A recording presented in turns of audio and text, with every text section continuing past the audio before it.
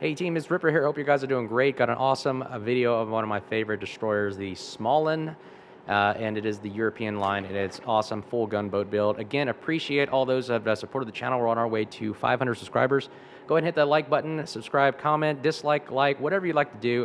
This is a great community. We like to encourage that and grow it and learn something at the same time, have a blast sailing ships, shooting ships, and also enjoying it as well. So hope you guys, again, are doing great today. We got an awesome video today for you, showing that I titled this video "The Workhorse of World of Warships." I think literally, I was sweating when I was, playing this round, and I thought I was like literally almost doing all the work. I mean, no offense to everybody else. Everybody else was, obviously doing what they had to do, what they were given at the team. And then now, actually, for this shot right here, I'll show you preemptive torps. Now, this is important because I had RPF. Now, this is why RPF is an important skill. If you don't know what that is, it's that little arc, white arc above my crosshairs there, and it says that's the closest enemy detected ship that is to me, relative to me. And you can see right there, they popped radar, and obviously that is the Summers. There it is. Sorry, bumped the mic there, but Summers. And you notice, like, yeah, I shoot the torps at his general direction. Now, had I not known that, I wouldn't known where to shoot the torps, but I just kind of preemptively just shot them in the general direction, and you're going to see why. This is a game breaker right here, and you will see exactly, ooh, are these going to be close? And boom! First blood, wiped him off the map. RIP back to Porty. And that's exactly why that's important. I mean, that skill, yes, we could have just randomly shot in any direction, but the RPF at least gives me a 50-50 shot of going, do I shoot to the right or shoot to the left? And I elected to shoot towards the closest sense of a target there was. So that really helps, and gives us an advantage. I've always seen if you wipe out the destroyers in a game, usually the team that has the destroyer is going to win. And that's why I say that, man, if you have the strongest destroyer, I'd pick it, I'd get really good at it, and learn how to utilize its tactics, learn the pros and cons of it, so you can really employ it and use all of its weapon systems to its fullest potential, so you can help out your team. And again, if you can wipe out, again, priority list is destroyers, cruisers, battleships, and obviously CVs are last, but that's my thought. And you can see how that really works out in the end of how this is going to, play out in the match. But man, does it really work you? I thought, man, okay, we wipe out the destroyer and this game is in the bag. Ho.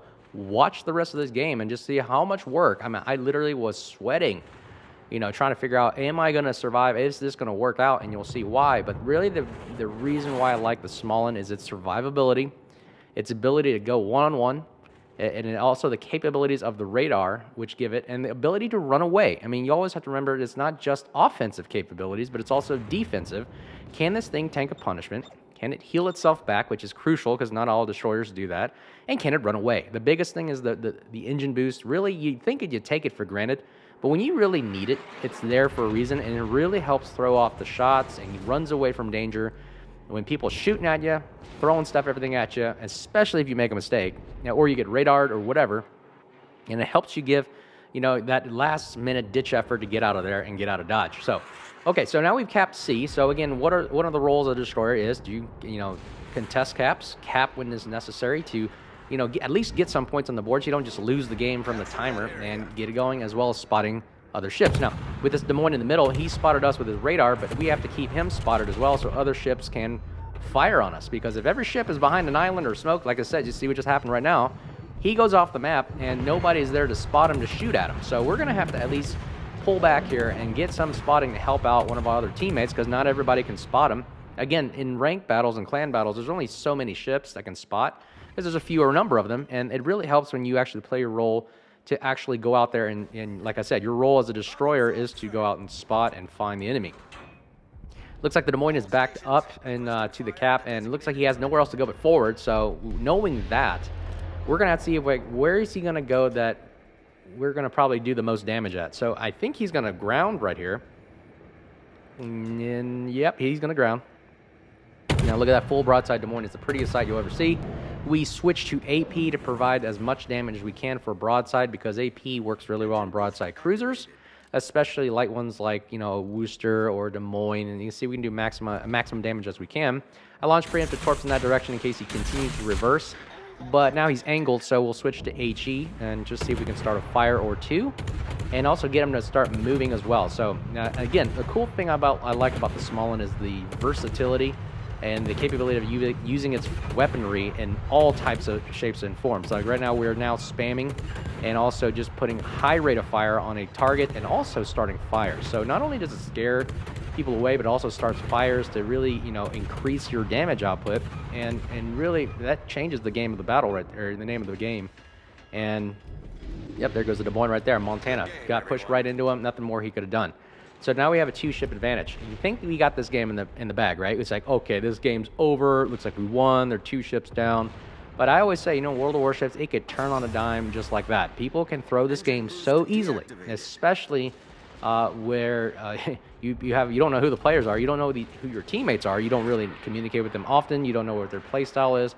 So you got to really play cautiously. That's why I was sitting here going, do I rush this Republic or do I actually play it kind of cautiously?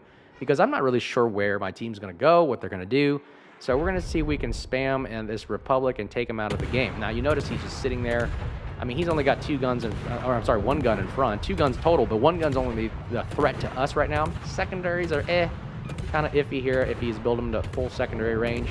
So, and we got the Fearless Brawler perk going right here. And watch our reload. Reload's at 1.2. This is just so much fun. This is why Smaland is one of the, I would say, the coolest, fun ships that you can really get, because I just like gunboats. Gunboat DDs are really the funnest. And I was actually listening to a lot of, reviewers and contributors. They're saying, like, really that you see some of the best players in this game are building destroyers to the gunboat build. They're not really focused on torpedoes or, really other capabilities like that, but really more focused on the gunboat build. And that's why I really enjoy it. It's more action-packed. It's more exhilarating. It's thrilling. It keeps you engaged. It's bullets go faster. Shells go faster. Torpedoes a little slow, but they're just there.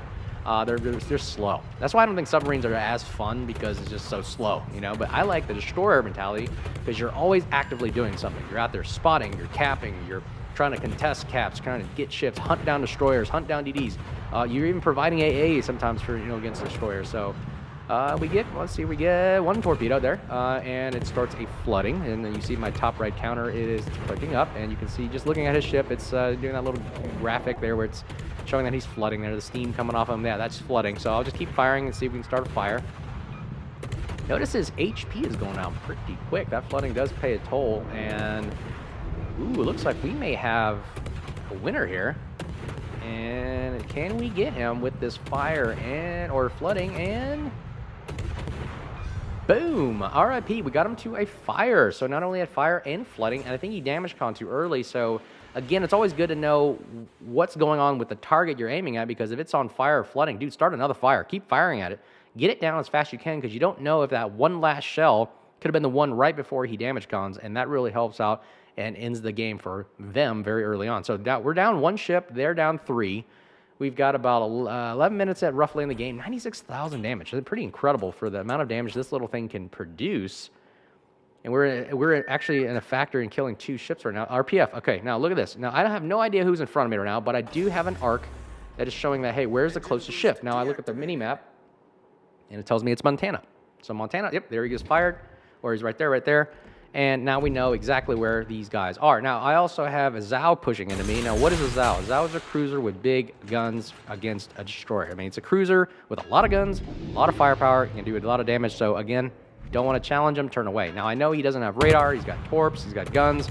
That's all he's really got. So we're going to see if we can start a fire on him. I'm not really worried about him shooting at me yet, because he's kind of angled in at me. So I think he can only get maybe a few guns on me. And we're at a distance kiting away. So he fired 1 shot right there. I juke the throttle, go in reverse, and look at that. It mitigates a little bit of damage. We damage con the engine. We need that to start juking again. And we go full forward, and we're going to keep look at the rate of fire on this thing. This is incredible. 1.2 second reload. We start a fire on him. Now it doesn't look like he's too preoccupied with me. He's worried about something else, probably the Schlieffen that's also shooting at him. So we're going to put as much firepower and damage on this thing as we can, help our Schlieffen out. Again, it's all about teamwork here. He's drawing fire. He's he's almost dead too. So we better hurry up and kill this thing before he kills our Schlieffen, because the Schlieffen is not the greatest. We get a few torpedo hits there. Look at 3 torpedo hits on the Montana, and we have 137,000 damage. And ooh, looks like we got a bunch of torpedoes. Like I said, the Zao has got torpedoes and wipes off our Schlieffen, and looks like we're by ourselves. So did I tell you how fast the game can turn? You think that you got the advantage, you think you're about to bully somebody, and all of a sudden the tables have turned. Now I'm the prime target, Now I got to start running and juking as well. We start another fire, and we're going to again kite away. I elect to kite away and hide behind, use as much of the cover as I can. See that little island that just popped, or a little rock formation there, helps provide a little bit of cover for me, knocks me off detection. Now I'm unspotted. I run away. Let's kite back around and see if we can contest the cap with the Zao, because I don't want him to cap. Let's keep the counter going up, because we are almost neck and neck. We're only about 40 points ahead, so it's still not a game. And let's see, we'll launch Torps, because I think he's going to turn away. Obviously, he's not going to turn right and chase me. He's not going to run in an island. Obviously, he's going to turn away, so I'm going to fire torpedoes in the direction I think he's going to turn away into. So we're going to start, now that his guns are facing away, we're going to, and actually his rear turrets are actually looking at me. It's hard to spot from this distance. Can't really see where the turrets are facing. He hits us, takes out one of our guns, knocking 50% of our firepower out.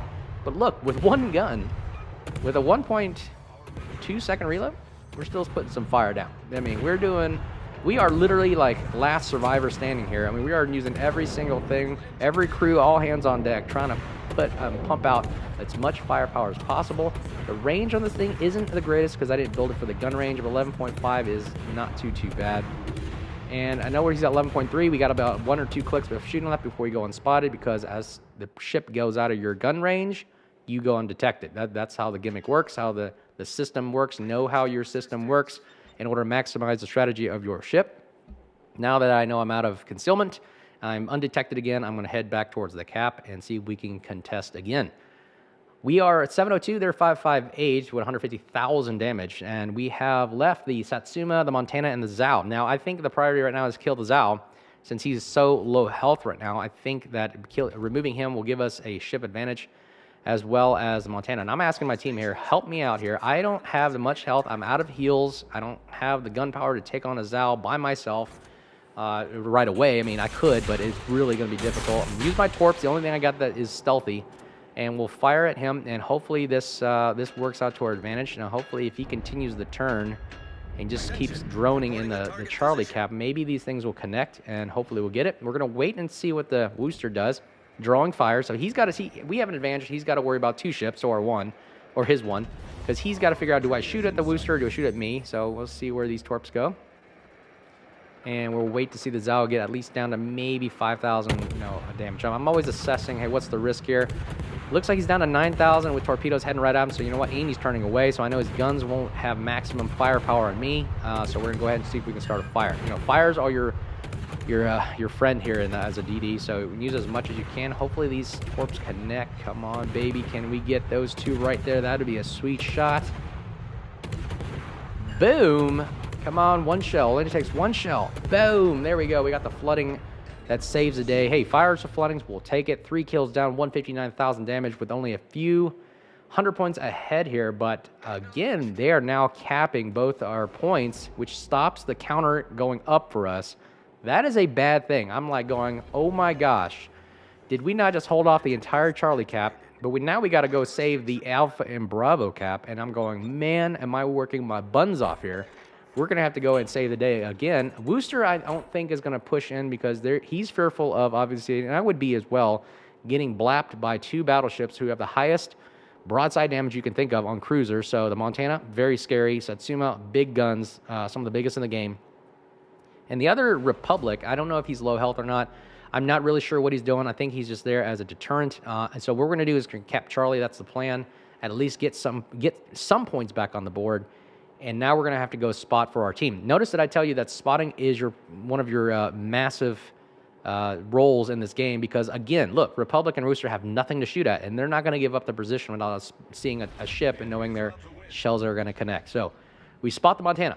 Montana is now in our line of sight, so we got him on the board. He can't see us, obviously, because we're, concealment is lower than his, and we're far away. This gives an advantage for our team to know what to shoot at. See, they're opening fire up on the Montana, and they can see if we can start some fires and get it going right there. I'm going to launch some preemptive torps right into that channel right there, so hopefully if the Satsuma is going to drive in, he'll hopefully drive into our torpedoes, as well as the Montana. If he sits or stops, hopefully that Montana will actually run into ours, and that'll take him out as well. Now, the worry here is, there's my concern. Now, we'll cap this, no big deal. The worry is, the Montana has one of the heaviest broadsides and accurate guns I can think of out there for any battleship. I think it's still one of the strongest ships in the game. He's got 12 of them. So it doesn't matter whether he can hit us or not. The fact that he can launch 12 shells at us that are maximum damage. I mean, look, we're only at 7,000 health. It only takes maybe a couple of those. And he sees us right now. Watch this broadside right here. Look how much damage he will take off of us. So know your ships. A boom. We're down to 1,700 now. That is freaking scary, okay? So now I elect not to fire anymore. We start a fire on him at least. Do not fire. I'm counting down. It takes 20 seconds after the last shot that I fired to go undetected. Look at that. What did I say? Those torpedoes I launched in the channel. Yep, I knew it. The Satsuma, know where your enemy's going to be. Think that he's going to go, and he went in the channel, and oh my gosh, here we go. Hit the throttle, slam on the brakes, and hopefully these shells... Oh, goodness. That felt so relieving, just not to be dead. And I am literally... Did I tell you I'm sweating right now? We get Wither right there because we've been burning down ships the whole time. And my God, I thought this game was in the bag, right? But actually, it's actually under threat. You launch torpedoes at max range here to the Montana, so they're only going to get maybe a click of buffer here, about 0.7. It has to hit, or if he moves out of 0.7 of that range there, I'm screwed. He's still burning, but our Western Republic are just not able to get enough fire on him, and you know what? I got in this game. If we don't kill this Montana, we are going to lose this game because the counter is counting up way too fast. His guns are looking at us. I'm like, oh crap. Let's see if we can get another fire going on him. Let's keep shooting. Let's keep shooting. We're undetected now. He could blind fire us. I can see his guns looking at me. We get another fire, and that's saving grace right there. And hopefully these get it. Come on, baby. Come on, baby. Burn down. Burn down. And down he goes. Worcester, way to go. Props to the Worcester right there. I think it's a good job that Worcester stayed alive because those extra guns that we needed at the last minute there really did pay off. Now, we are at 958, 812. It looks like we have got this game in the bag. But look at this, 203,000 damage from a destroyer.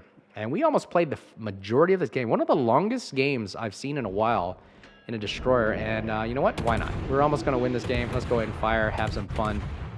Just maximize the damage here. Satsuma's got those 509 or something 10mm guns, and I don't care. He shoots and the game's over. But again, hope you guys like it. Hope you learned something from it. Like, subscribe, comment, the bell button below.